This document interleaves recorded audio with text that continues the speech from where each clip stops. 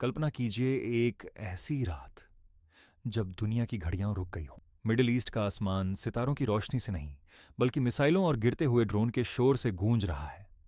यह किसी डरावनी फिल्म का मंजर नहीं है, बल्कि 2026 की वह कड़वी हकीकत है जिसने पूरी इंसानियत को तीसरे विश्व युद्ध की दहलीज पर लाकर खड़ा कर दिया है।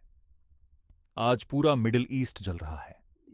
इजराइल और अमेरिका ने मिलकर ईरान पर वह हमला बोल दिया है जिसकी आशंका दशकों से थी।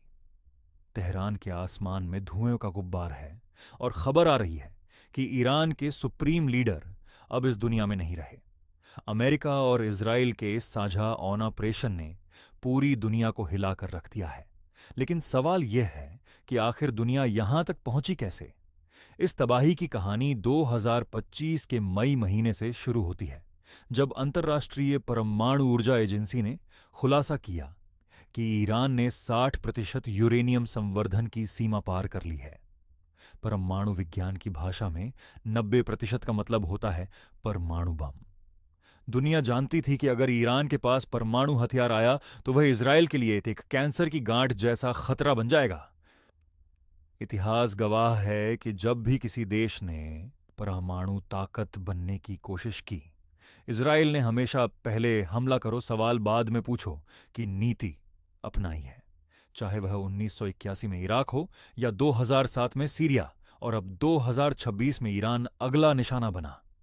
तनाव तब और बढ़ गया जब अमेरिका में डोनाल्ड ट्रंप की वापसी हुई।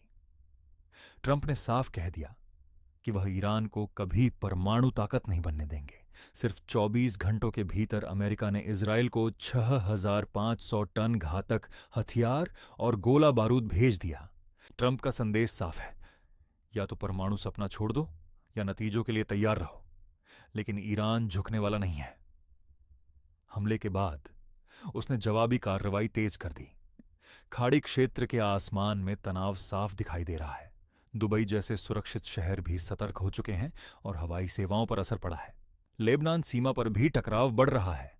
अब यह सिर्फ सैन्य संघर्ष नहीं रहा, यह तेल और अर्थव्यवस्था की जंग बन चुका है। स्ट्रेट ऑफ हॉर्मुज, जहां से दुनिया का बड़ा हिस्सा तेल गुजरता है, अब सबसे बड़ा खतरा बन गया है। अगर यह रास्ता बंद हुआ तो पूरी दुनिया आर्थिक संकट में फंस सकती है। स्थिति अब बेहद नाजुक है।